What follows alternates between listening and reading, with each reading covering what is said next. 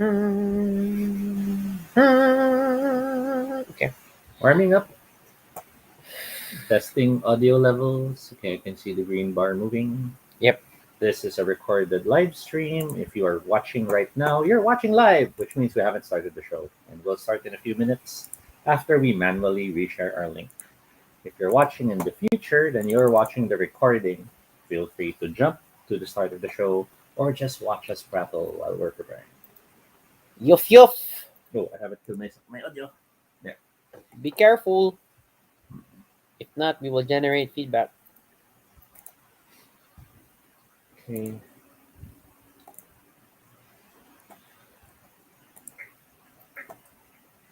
What was that? No, no, no. Something blowing. Tim Murray, double check na the plugs and stuff. Baka mamaya there's smoke or something. Oh, okay. We heard a weird tuck tuck tuck sound.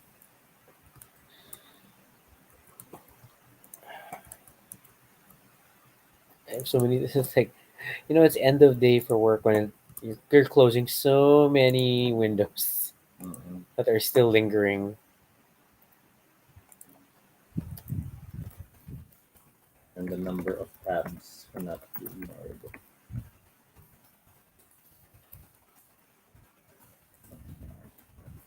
Okay, Maybe some room. I go at it. I go at it.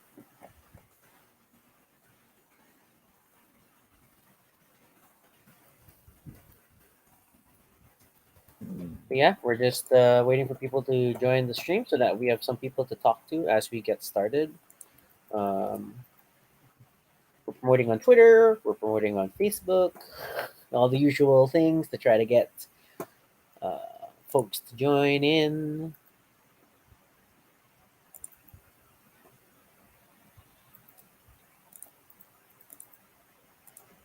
Still don't see our feed.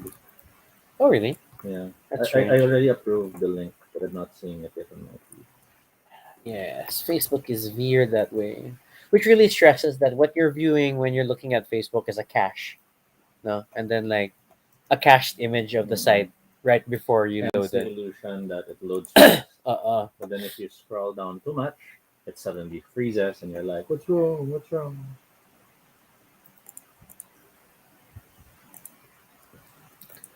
Yeah, I'll get things rolling in a bit. Okay, I just loaded the early. Okay. I cannot see. Display blocking my view. It's Noel. Hello, Noel. Well, the game already has some rosy pink elements, so I hope that meets the brief.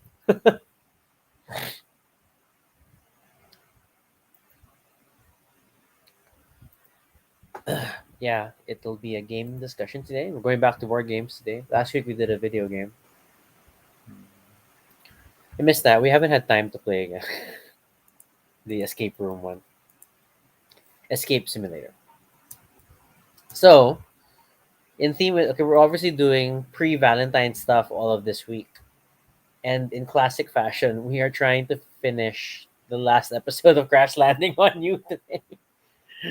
Oh, It's okay. so long. I was gonna share it Uh, in one of the groups I'm in, but it's for solo gaming, and this doesn't have a solitaire mode. no, this you need to play a game about Ah, so relationships. sad I cannot share it there. Cannot. I'll be off group, and they'll give me a warning. Yes, it's okay. So I'll just share instead in YouTube Oh, and Noel, and if you're Facebook. still there, thank you so much for your help the other day. It everything went well. So yeah, good job, Transportify. You solved my problem. Not a plug, not a paid ad. Right. Company name. It's just a name. Hush hush. It's like hush hush projects. It's literally the name on Board Game Geek. Kasi nga, it was a Kickstarter, diba? So it's like a super indie development. Yeah, as far as games though, this was super ambitious. I still like it. It's one of those harder games to dive in. I mean, we'll talk about it. We'll talk about it. Mm-mm. There are parts of this game system that are just brilliant. I will say. Oh, we don't have an official link. And where do we? Oh, do they not have a website? But they have a bunch of listed. Well, it's all follow up.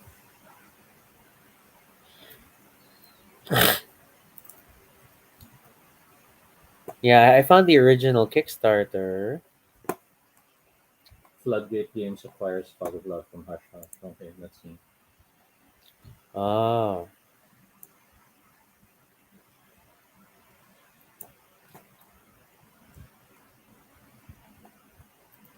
Okay, I guess it's gone. mm-mm.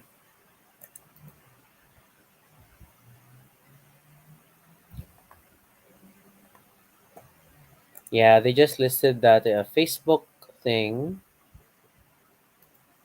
which is still here. There is a Facebook page still for it, although it hasn't been updated in a while. And then Fog of Floodgate Love. Games. Okay. Yeah, Yeah, they it's had open. updates up until mid 2021. All right, all right, all right. We get started. I will roll credits. Let me clean up my captions, and we'll be right back.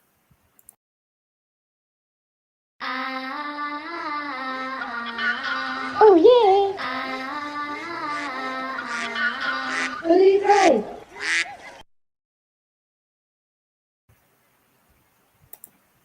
This is Toby. And this is Rocky. And if it's your first time here, welcome to Baduy Pride. I feel I'm so far. Little place on the internet where we talk about anything we want. Completely unscripted, not entirely accurate, but at least it's honest. Join us as we talk about everything and anything random And live. if it's not your first time here, thank you so much for joining us again. So it's another Tuesday, and we talk about games every Tuesday. And since it's Valentine's Day, well, since Valentine's Day is coming up, It's next week on a Monday, which is a little awkward, right? um, we decided to make this week's episodes romance related. yeah, yeah. And we may have discussed parts of Fog of Love in previous episodes. I think we did an episode about dating games to play with your date or significant other, or and then there's also something about Or unique mechanics. yeah, unique mechanic. I think we did something for Valentine's Day last year. I have to check the archive because guys, we have 300 plus episodes now. So it is still one of the most romantic games in our collection because Love Letter is pretty cutthroat.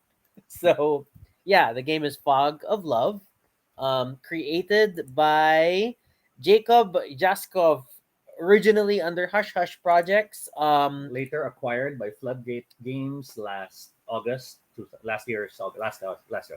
Yeah, and then it's like they're the original. So the original company is in Copenhagen in Mm-hmm. Denmark. So it's very interesting, and it is essentially as written as the tagline on the game: romantic comedy as a board game. And that was a very bold claim that you could make a Mm-hmm. game that could follow the tropes of romantic comedy. So of course Toby bought it. The game has two lovers. Each lover, played by one of the players, navigate through a relationship despite the different personalities they have, the different goals, and the different objectives they might be trying to hit during the game. The game was Fireworks. Yeah, the game was released on Kickstarter and it caught our eye because of its interesting premise and its magnificent production value. It caught your eye. I didn't know this thing existed. This project happened all the way back in Mhm. 2016, and then we finally got our copy in 2018. I was checking when did we get this? It was in 2018. Few games are willing to be this daring, focusing on a very negative space approach to design, It's a very white box, which is very prone to staining. and even inside, in terms of the gameplay itself, comes in a similar minimalist approach. For those already wondering, does that mean you're always playing a guy and a girl? The answer is no. The game was designed originally with male and female roles present, but expansions that are present in both the Kickstarter and in later releases, because I know some people had to buy the expansions separately, Yeah. do allow for other combinations. And the admittedly the gender doesn't super play a strong role. I mean, like they were very careful in how they worded the cards, Mhm. that things play out. But yeah, so how do you want to do this? I will say that, so design wise, very, very beautiful. You can Mhm. tell that it was a Kickstarter thing. Um, it is scarily a slide out. So sorry. Instead of like lifting up the lid, it's a slide out on the side, Mhm. which you may or may not agree with this decision. And I'll Yeah, go. ease it out. The game is predominantly, well, first and foremost, the game is a two-player game. You can't go around the two-player game. So yes, for those who might be thinking they're witty, I do not believe there are rules for relationships that have more than two people involved. Unless you are a two people with multiple personality Or disorder making decisions yeah, but I together. don't know if there are. We don't know if there are rules that cover for that. For all Yeah, we we know, there didn't may be. encounter. We didn't Yeah. encounter. The game uses communication that has limits. You're not allowed to speak certain things. It uses hand management because you have cards and must decide which ones you'll use. There's role playing involved. Yes, role playing in a romance game, of course. But surprisingly, Why you gotta say it like that? it is very much needed to make the game make sense. If you don't take time to role play the roles, the game will feel flat. The game won't Yeah, if you just feel. play it mechanically, Mhm. trying to hit the point, so to speak, you Mhm. may miss the point of the game. The game is semi-cooperative because you are both trying to win, unless those are not your goals. There's possibilities that one might be totally in love and the other one just wants something to have, sex and fun and nothing else, Aiming for a breakup. which makes it such an awesome game. The game uses simultaneous action selection where you both secretly choose what you'll do and then reveal, and then, oh, we did not match. And finally, there is storytelling involved. Cards are used to build stories, and we'll see more of that as we open the box, which we just did, and check out the contents. For transparency, I will cite that okay, premium components, yes, heavy components also yes. So we had a bit of an adventure with this one because the box lining did not survive Yes. shipping well because you had tarot sized cards kind of chunking around, but the publishers were super nice and they sent us a replacement Yes. bottom half. But just to warn you that there's a price to the quality of the components. Aha! We have the board. And as you can see right now in our non zoomed in, non high quality resolution camera, sorry about that, but we still don't have budget for that. The board is beautifully white with lots of areas that are colored, but generally white. And the fact that you're dealing with tarot, generally tarot size cards, Mhm. it makes everything so huge. So you see, these are card slots that are gigantic, and these ones are pretty big too. Only the smaller ones are here for the Mhm. players. But basically, you play with one player on this side and one player on this side, and we'll continue to explain. The functional aspect of the board is because it directly relates to how the game is played, with each player standing on one side, whether it's the orangey pink side and the bluish green side.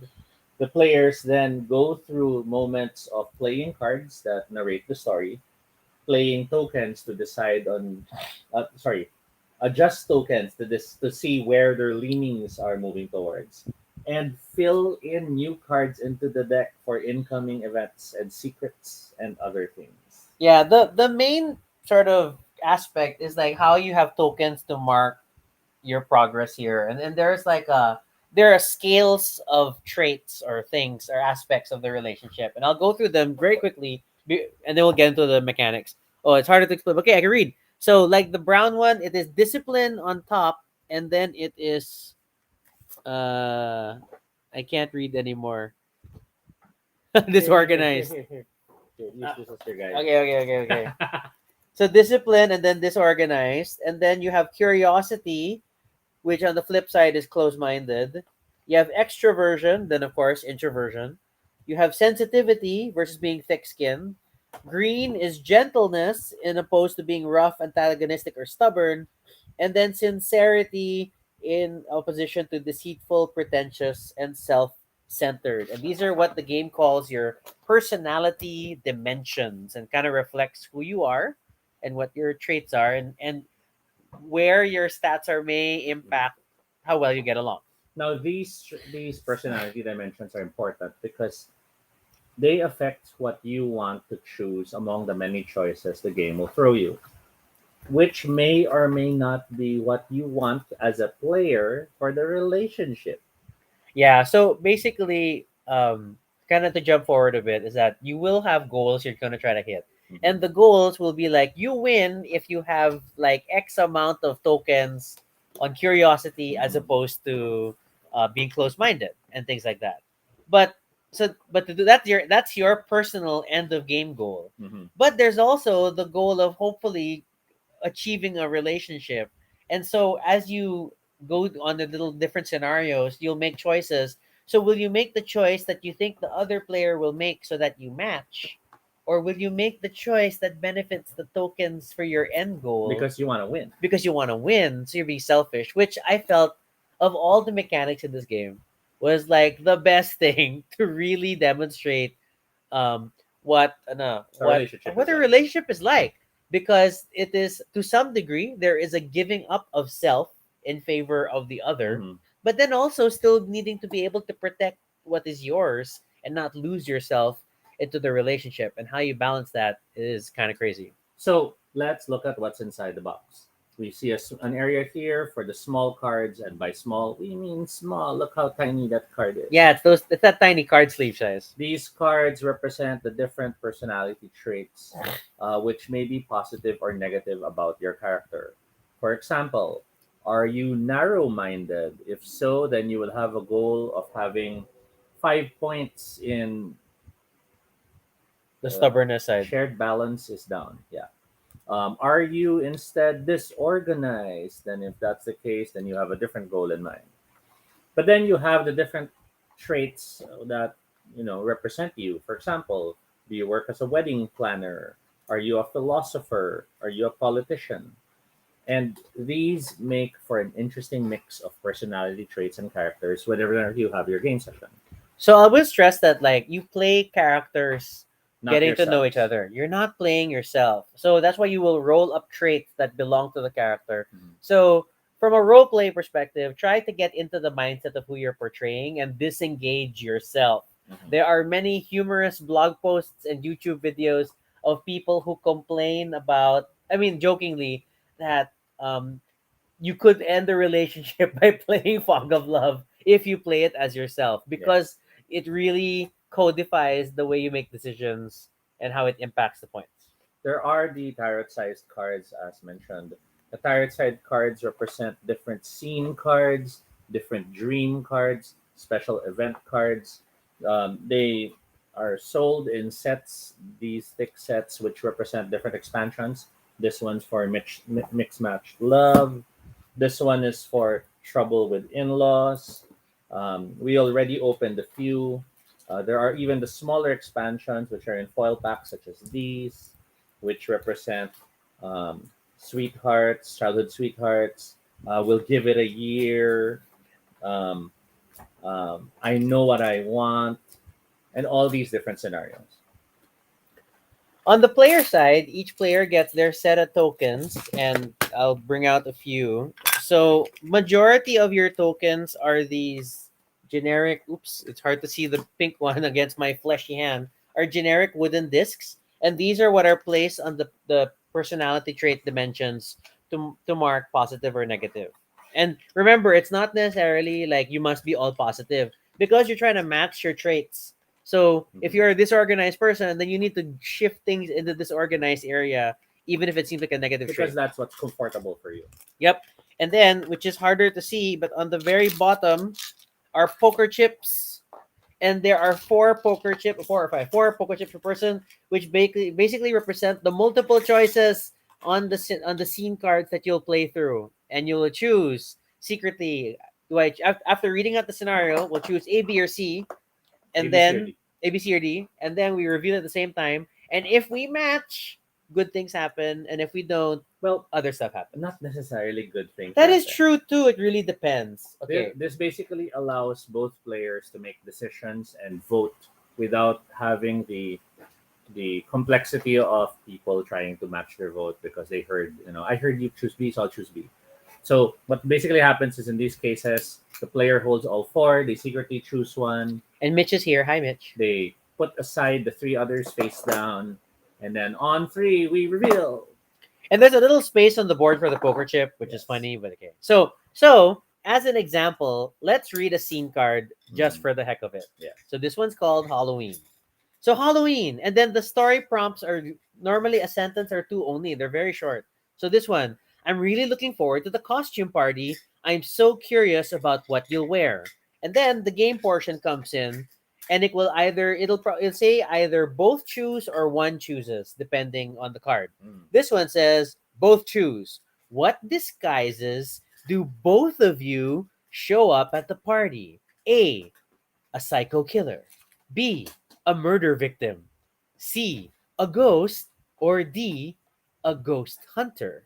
And on the card, beside the choices, you will see the little arrows which indicate where you will put tokens if you make that choice. So, if, for example, if you chose psycho killer, then you'll have an up on the orange side. But if you're the victim, you're the negative side Mhm. of the orange trait. So that is going to influence you in terms of like you have your traits that are going to send you in a certain direction, but you're going to want to get to figure out what your partner did. Mm-hmm. And then depending on what was chosen, they will give you like a results table of how it goes. So if you choose A and B, chooser A will swap in their dominant card, which talks about a particular ending, Mm-hmm. and chooser B loses two hearts. If they choose C and D, the one who chose C loses two hearts, and then the other one swaps out the card Ghost Destiny. If you match with an a B, or a D, both of you gain two hearts. But if you match with C, dressing up as a ghost, then you both swap in Ghost Destiny. So, and the game is just filled with scene upon scene upon scene until like you run out of hearts, because you have a quote unquote life meter which represents um the span of the relationship. The tokens then mark down fear movement in terms of up and down regarding personality traits for each player. And then voting would happen here where the space is. Yeah, and then you put the events here, and then there will be chapters to the story. And so like depending on like you want to do a short game, I think it starts with like the sweet Sunday, whatever, Mhm. first meeting. Yeah. Because Um there's the sweet moments, the serious moments, and the drama moments that come in later. In terms of the small cards, the game also gives you little places where you can stand them and keep them on display so others can't see it. Very nice, very quaint. It allows it to feel much better. Just don't have the fan pointed at it the way we do right now. But yeah, quality wise, there's a lot of thought placed into the decor, placed into the mapping out of these things. The components feel fantastic, even if they aren't necessarily premium. I mean, they're still wooden pieces. they're wooden pieces, but They're they went extra to give them a little plastic yeah. case. But And then then the poker chips are pretty. Mhm. And they're like the heavy poker chips that you experience with games like Splendor, and Mhm. everybody loves the weight of those poker chips. Um, but there's also like I to some degree an excessive amount of spaces on the board. I feel because like there's super discard piles everywhere Mhm. and things. It's very generous, and yet if you do have secrets and there are secret cards that may come up in the game, then you have no choice but to tuck them under the table, and it will literally there's a little white box. You can see this white space here that says secrets, and it says it's really meant to be tucked in. cards are also they come with these dividers. I don't know if you can see them, but they're Yeah. the dividers allow you to, of course, organize things and keep them in track. Among them is the tutorial, which is the opening game that you should always play. It helps you grasp the initial rules and the basic idea. But then, for beyond that, you have the freedom to explore the game the way you want. Ah, so, we did not have an intro post with that cover. Yeah, we'll do it later. Or what do you want to do? We can just do the box at the end. Mhm. And then lastly, the cards are divided in that progression of sweet, drama, and serious. And the reason for that is it's to help simulate how most relationships do start out, where everyone's in Meet cute their first. what's the term? The Honeymoon thing. honeymoon phase, as they Mm. call it, where everyone's showing their best foot forward. Then later on, we start having the more serious points wherein people start becoming a bit more honest about themselves. And that People leads to drama. start to discuss things which they probably didn't consider to be a factor before. Or finally, people start to bring up things which they used to just ignore because, honeymoon phase, I don't want to cause trouble. Mm-hmm. But now they realize if this is what I want for the rest of my life, then I might as well mention it. For example, let's pull out a drama card. I'm looking for a shorter. Okay, that's short. Okay, a drama card. It says title: You should sell your dot dot dot. Description: It's for your own good. Tell what personal item or items the partner should sell. So partner chooses. So it'll be the other person, and then you'll give options. How do you react? The option A is why my blank, which is the object. Are you insane? This is part of who I am. I'd never consider selling this. Or if it's important to you, then all right, it's just stuff. Why throw it all out? And depending on So it's an A or B choice. it's an A or B choice that you direct to the other person, but from afar, look, how many arrows are indicated? It's so many things, and that's the power of these drama Now, cards. again, they're not all just basic romance relationship issues. For example, another drama card is possessed by a spirit. There's a big ghost theme going on. So we have here, no, no. Uh, uh, it's just all these words and words. A vision. Did I say something? Reveal secret. You must reveal one of your partner's secrets and play. All consequences of a revealed secret are immediately resolved. Ooh. And then minor scene does not count towards chapter length. You may discard the scene at the face up at the beginning of your next turn and draw a new one. So these cards are great in making you feel like you're building the story. You're not what's the word? You're not expected to breeze through them quickly. Mm-hmm. It's even better if you like build the story and narrate a lot of the story as you go along. Um, there's the selling the item card earlier. Maybe you'll end up role playing. You're choosing first what you're going to consider selling until you finally reach the point where you will sell a card. You will sell the item.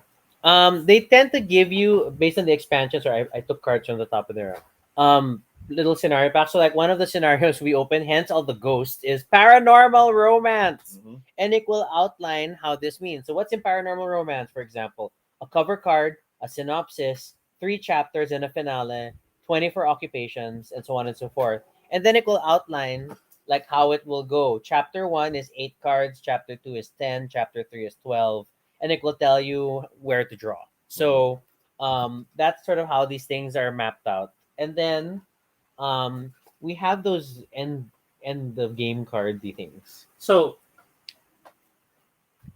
you have cards that represent how much love is in the air. And yes, they are double sided. So you're able to have both male, if you prefer, male, female, and so on and so forth. Because the stories are told like first, second person perspective. What's important is that there are numbers that range from 1 to 10. You may exceed 10 by having tokens marking to mark 10 and 5 for 15 and the like. But what's interesting here is that the numbers matter.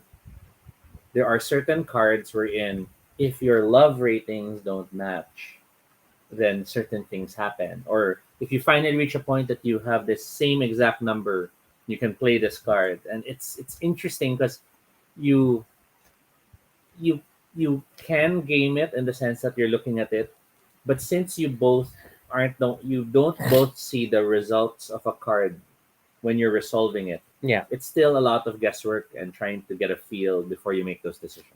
So the core part of sort of the objectives of the game is that you will start your game with 5 destiny cards in Yes. hand. But throughout the game, hence earlier the mentions of the ghost whatever card, Mhm. that's a destiny card. So you may get forced to discard cards which limit your possible ending. So for example, the ones I have in hand are things like equal partners, self realization, unconditional love, dominant, or love team. And depending on which cards you have at the end of the game, it will determine if you win or not. And the Mhm. conditions are going to be like, for example, equal partners. Number one, you will stay in the relationship. So the first part will always tell you if you stay or you break up. Mhm. And then two, you'll fulfill your destiny is, you'll fulfill your destiny if the following: the difference between you and your partner's heart rating is no more than 3, So you're at a similar range of love, Mhm. and your heart rating is 20 or more, and your partner does not break up with you. Because there are cards that could say, sorry, you break up. And that is like the devilish part of this game and how you balance it out. Because again, so you have secret traits that you don't know what they mean, what the other player is aiming for, Yeah. that will give them points at the end of the game. You have a destiny that you're slowly eliminating out of your hands, so that only the destiny that'll happen is And what's left. sort of like you want to get to a certain ending. But you also hope that your destinies Match. match, but or at least complement, because you Mhm. don't have to have the exact same destiny to win. Yes. And then based on that, then you can see if either player wins the game if you achieved your destiny, um, and depending on the conditions. And that has been tricky. We have, I think, it is safe to say we have not quote unquote won, Except for the tutorial. except for the jury. We have not won Fog of Love, like our Sunday date and our paranormal romance. Our paranormal romance was super bonkers. Because it's hard also because you're making decisions and like deep down I might go for, oh, there's the soulmates card. And then while I'm playing at one point you'll hear Rocky, okay, this okay, I'm discarding soulmates. But I've been built that, and it's great. It's genius how it does that. Other than the situation cards and the secret cards, minor scene cards are cards which don't count into your chapter limit when telling the story. So you actually discard them and draw a new card immediately. They're sort of like those play immediately cards in some other games we have, wherein they don't count. So Yeah, you get a you new play card. it and then replace. Yeah. There are cards that force you to reveal secrets, and there are always repercussions when secrets are revealed. So even if you might say, "Oh, I'm a very honest person, so I'll play this one as an honest person," the rules will still expect you to follow certain things when you play it. Yeah, so there's like a surprising amount of system in the Mhm. game that oddly works out. I'm kind of looking at what other things There we are have. reaction cards, and reaction cards are, as the name infers, they are played in reaction to something that happens. They are usually played out of turn. Special event cards tend to be based on the synopsis or of the chapter itself. For example, in the paranormal romance, clearly something will happen that will lead the story from a normal romantic story to a paranormal one. Someone's gonna But die. yeah, you spoiled it. No, it's like we've been talking about ghosts so much. Of course, someone's gonna die. Oh no, It's not a it's the spoiler. ghost of someone else. No, it's only about the players in the game. Then cards explain, of course, keywords that are directions on how you do it. So there are cards that tell you to tell something, so you must say what's in the card. There are cards that ask you to reveal something, and there are cards that remind you to discard things. Um, Beyond that, other than player and partner choose and other, uh, there are also certain interactions where you swap in or swap out things. Change occupation, change trait You sometimes. even sometimes retrieve cards that you've disposed. Yes. And all in all, it's quite a rich game. It's if you're playing to win and you're viewing this as a strategic Euro game or something. I left that for decor for the book. Oh, okay. I'm sorry. Okay. I'll put that up. See, this is soulmates discarded. Organized. I want to clean up. But again, if you're playing this as a game wherein you're thinking, "Oh, we can win this. We'll win every romance we'll play," it's not gonna work. You're probably not gonna work, and I would reflect And on your life and choices. the game is not designed for that. yes. The game is not designed. And there's no communication. You can't share what your choices are going to be. Yeah. You can't say let's choose A. That breaks the game. It's not a game about winning the romance. It's the game about seeing where the romance will go and not just building the story as you play, but sharing the story afterwards at the end of the game we're in. Oh, I was doing that because at that time I wanted to accomplish this. Yeah, because And my secret trait, I'm a workaholic, and I really needed to Mm. do this. or deep down, I really felt we were moving towards soulmates. I didn't realize that's the first one you threw out. And that's how it makes such a great game. What else? I will admit, like when we first played it, I was a little surprised at how much system there was in this. Mm. There's a lot of moving parts in this game. It's not as straightforward as narrative games like Once Upon a Time, where it's basically you play the cards and Tell the craft the story. story based on the cards. There's a lot of system. There's a lot of back and forth. And at first, it felt fiddly, but then over time, you realize, oh, it just all makes sense it because of the fact that it captures the ebb and flow of a relationship, of getting to know each other, of how individual aspirations can come into conflict with your goals as a couple. Mm. And it's amazing that they all capture that in a game. But I can understand also that this is not everyone's cup of tea, because Yes. there is a lot of investment that needs to happen. You must enjoy it. You must dive into the story. You must accept the tropes of the genre. And it's not just the genre of a romance alone, but even just the scenario you're getting into. So with a title like Mismatch Love, then you know it's going to be about opposites. It's about people who shouldn't get along but Mm. will. And you can't just give up and say, I'll just do my individual goals. Because that's not how a romance is. The goal is to see if you can get together. For example, scene. Your clothes make me look great. Look at this. Your clothes look better on me than they do on you. Partner chooses. Your clothes make your partner look amazing. How do you react? A. That's great, but could you please stop using my clothes without asking me? B. Wow, you look incredible, like a hotter version of me. Or That's C. weird. You think so? To me, it looks like you're pretending to be someone you aren't stylish. Someone you aren't stylish. Ooh. And those are the only choices. So regardless of how you as a player might feel about the You situation, may come out of this looking like a dick. you still have to choose from those choices, and the decision you'll make is still guided by the traits you have because you want to hit those goals. So it's a lot. It's a lot to go into. I think the first time we played it, the tutorial alone does not give you yet the full gamut of like Mm. how you're gonna feel about this game. It's once you played a full story thing from start to finish, ah, then it really shines through. Now, some words of warning. One, not a game for people who get very caught up in winning or strategically playing. Hmm. If you're the type of person who feels every decision matters because if you do it wrong, then you'll fail and the game sucks, this is not a game for you. It's like, okay, look at the deck of feature cards. There are so many. Look at the size of the occupation cards that give traits, Mm. and then the trait deck. So it is not your goal to memorize or try to guess what the Mm. traits of the other person are, but based on the things that they're scoring. So that just defeats the purpose. The Just game just embrace it. the game is also not a puzzle in the sense of how many Euro games are about. Oh, Yes, if I time my moves in this way, I maximize my points here and that.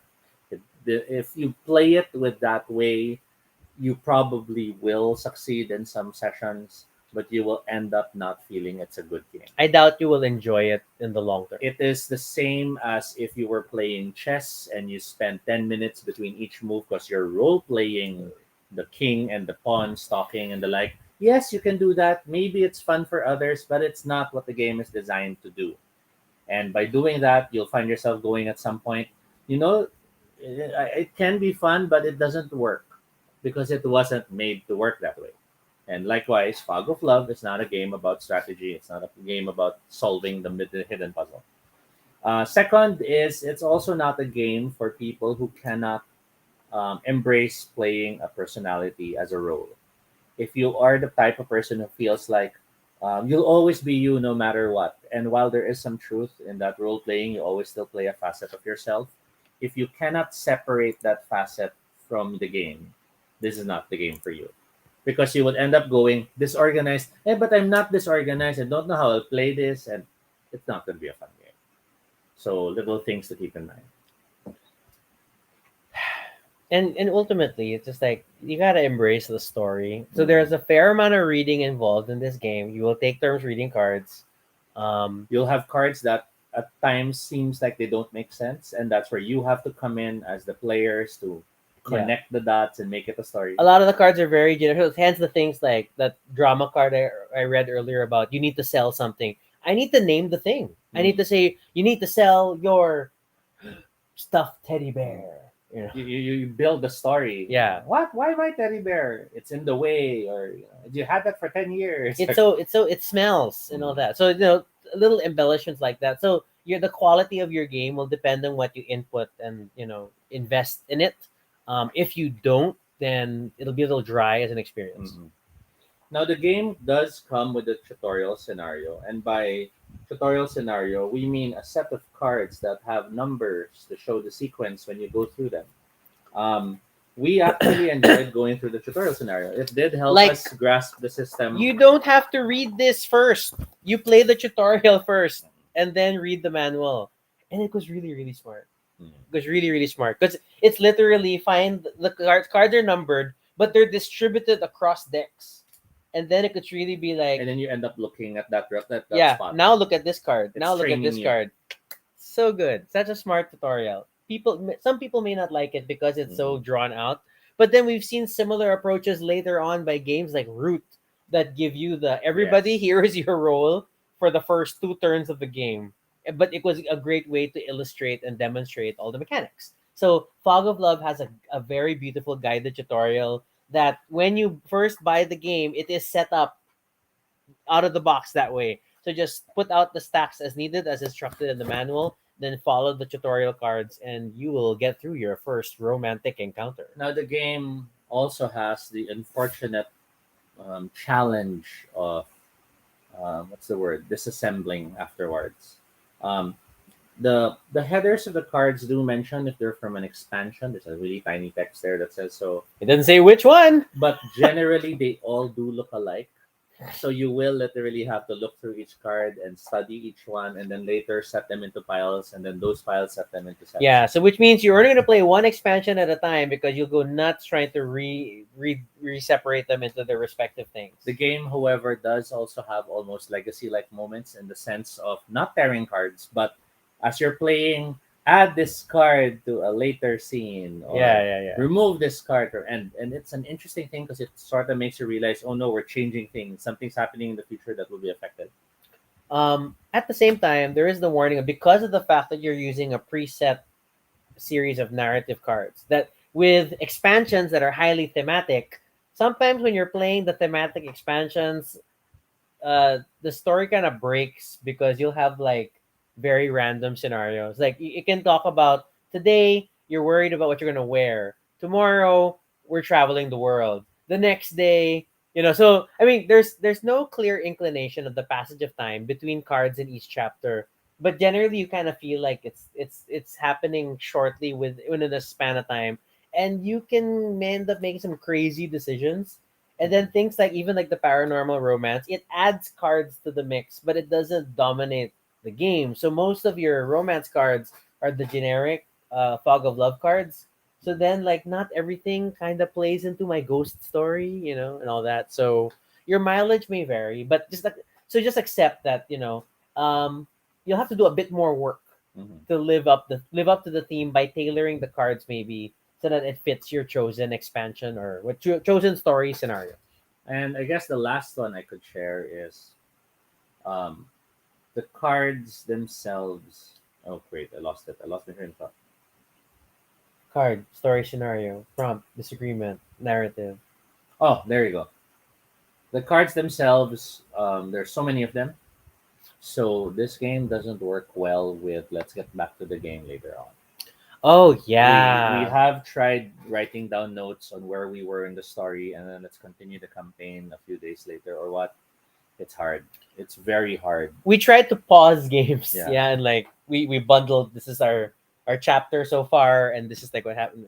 So sadly, we can't recommend it for groups that might want to like let's play just a bit and then let's continue later on and the like. This would not be a kind game to that sort of an approach. If I remember correctly, that's why we have a deck here that has a plastic sheet inserted. Yeah. And the game is like what's this? It is rated to play 60 minutes to 2 hours. So it's 1 to 2 hours minimum for per session. I know our first few games, the few times we played this, have been very long, Mm. 2 to 3 hour sessions of going through it. Also because we're still learning the system, but then still it's just like because there's just so much to go through. The chapters get longer, you go to three big rounds. So by the third round, it's very very long. Andre mentions basically if you want to make your relationship longer, don't play this game. I guess it depends on the relationship. If your relationship is impacted by playing a game, that's a different discussion entirely. But ultimately, it's a game. Mm. But I think like advice we have given to people in RPGs is that don't play as yourself. You are playing as separate characters. It's different from you. Therefore, it shouldn't intermingle. Yeah, and ultimately, gaming and relationships are two different activities in your life that have different goals. Hmm. And it should always be clear what your goals are in each one when you engage in them with whether it's a significant other or friends. Like, for example, um, for example, am not a fan of trash talking. So when it's competitive games, I'm kind of a bit more selective of who I want to play with because I don't blame people who love trash talking. That's part of the fun. Mm-mm. But I realize I'd rather not play in too many trash talking games that last long. Whereas if it's shorter trash talking games, I kind of can go with that. And that sort of realization is important because I could have simply went, "Oh, trash talking games suck because you're all evil and you're all cruel." But that's me being unfair to people who are doing it for fun. So you have to be self-aware enough on what does work for you, what does or does not work for the group, and what the game is designed to do. I will go as far though as saying that I think that the reverse may be true for this game in the sense that you actually may walk away with a better appreciation for relationships Yes. after playing Fog of Love. And why do I say this? The game has a lot of secrets. You have secret traits, you have secret goals in life, you have all these You things. have traits that change during the relationship. Yes. You were a workaholic, then he now finally gets your workaholic, but then you trade it later. And actually, now I'm more. Oh, this is a. These are feature cards. Yeah, this is wrong. I drew from the Wrong, wrong wrong side. deck, wrong deck. Um, Actually, I'm now more patient, and I'm no longer a workaholic, and that can be a jarring shift because the person's now so used to like, I'll let you work. so Um, so you could argue from a gaming perspective that this would be so much simpler if you just shared what your traits are, your trait goals are, and Mhm. talked about what are your destiny cards in your Mhm. hand, and the two of you will probably win the game more.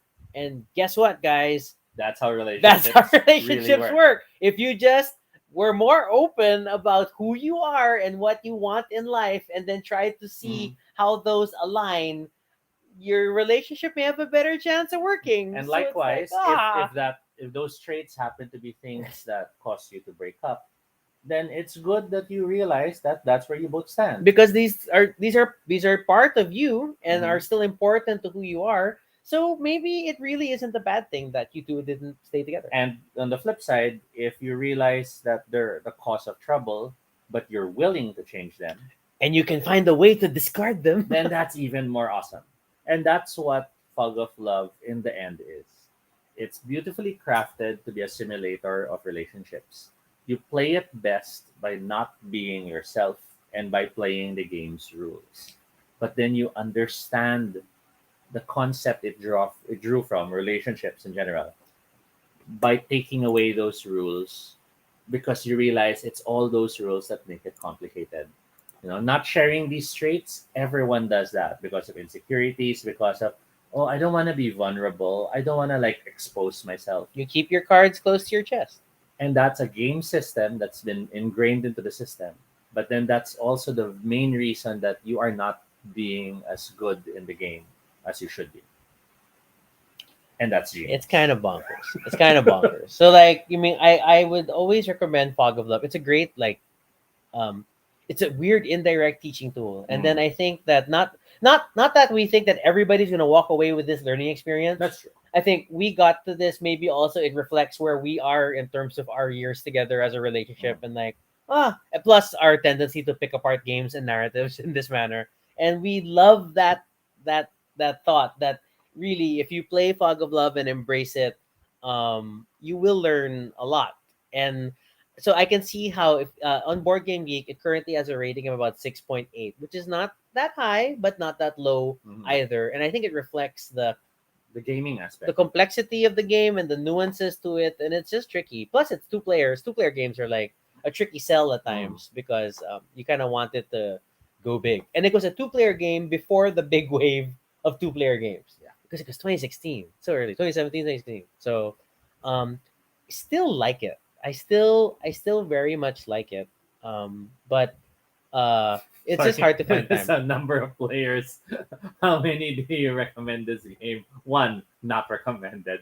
51 votes. Of course, because it's a two-player game.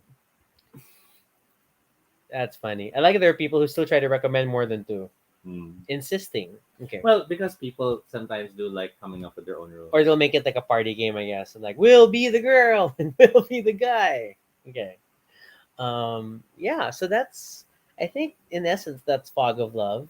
In most games we would normally give strategy tips and recommendations. I don't think that applies in this case. The only tips we have are the ones we've given in general, which Mhm. is embrace the genre, you know, embrace the character you're playing and separate that character from you as an individual, and then see where it goes and enjoy the story. You may learn a lot, and I'm sure there's a fair amount to enjoy. Other than that, any other quote unquote tips for Fog of Love you I would just share? wanted to double check. So in two-player games, the highest ranking ones include Twilight Struggle, Seven Wonders Duel, Android Netrunner, Hmm. Patchwork, Star Realms, and so on and so forth. So far, I have gotten through more than 20 items, No and Fog none of of Love. them, no, none of them have been cooperative. And that's Ah. because when you talk about a two-player game, Yeah, it's head to head. it's typically head to head. It's about competition. The only other game which I think gets close to this is And Then We Held I Hands, knew you were gonna say that. which is a That's a brilliant, smart game. even harder to find game because it had a smaller release run. And even harder to play. It was so Um, hard to because in balance that that one. game, it's all about you have emotions. You have this beautiful grid that you have to move your tokens to meet at the center.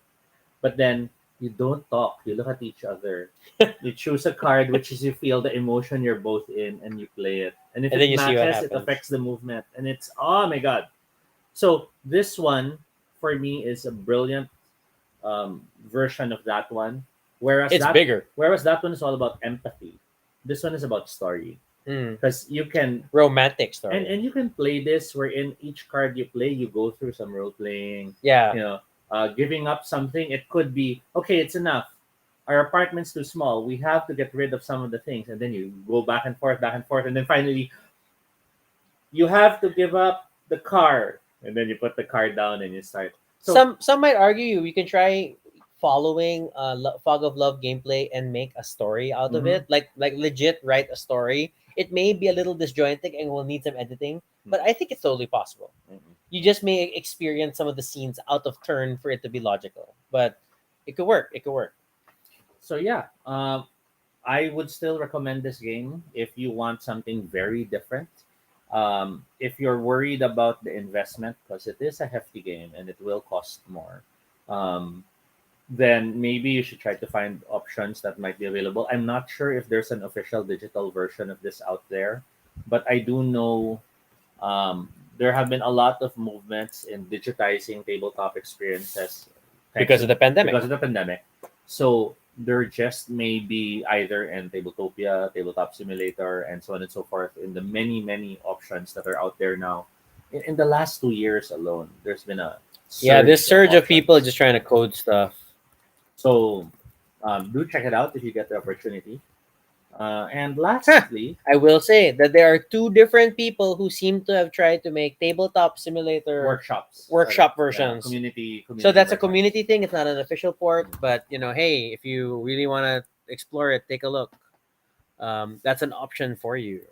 I'm I'm just checking online if there's any mention of table a digital version. Because sometimes they have a link to.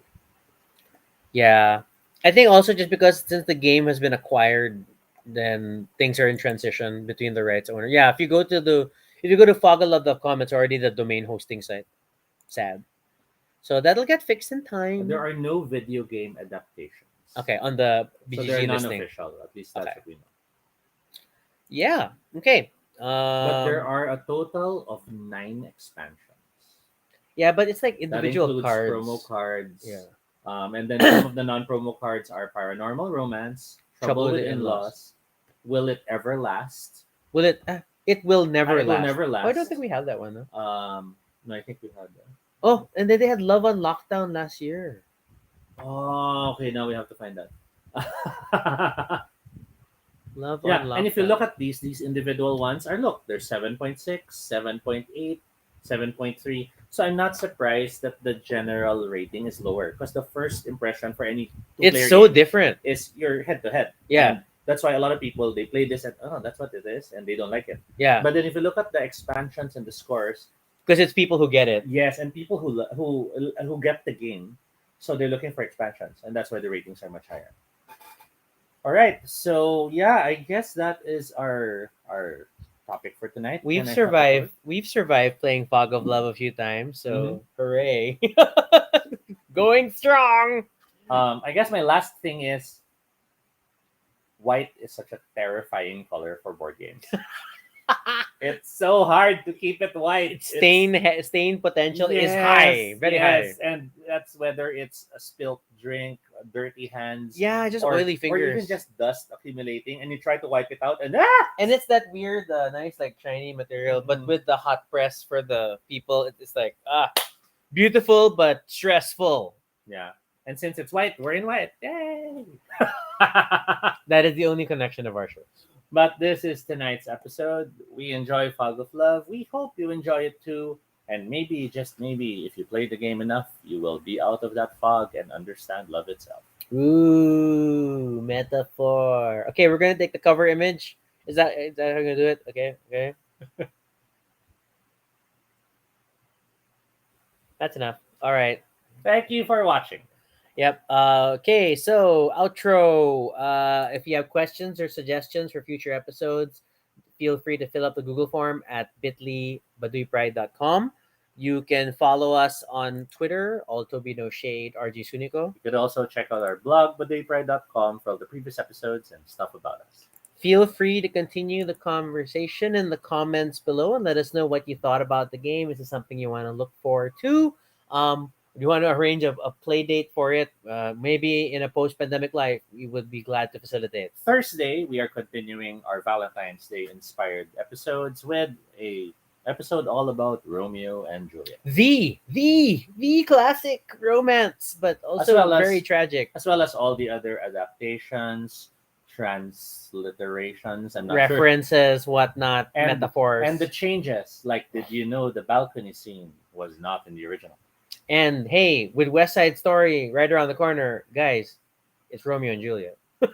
But Latino. So that will be our episode on Thursday. So be sure to subscribe for notifications, whether on Facebook or YouTube, so you don't miss our next live stream. Once again, I'm Rocky. And I'm Toby. And this is Baduy Pride. Good night, everyone. Thanks for watching, and we'll jump back to Crash Landing on You and finish the show. Heart sign for Mitch.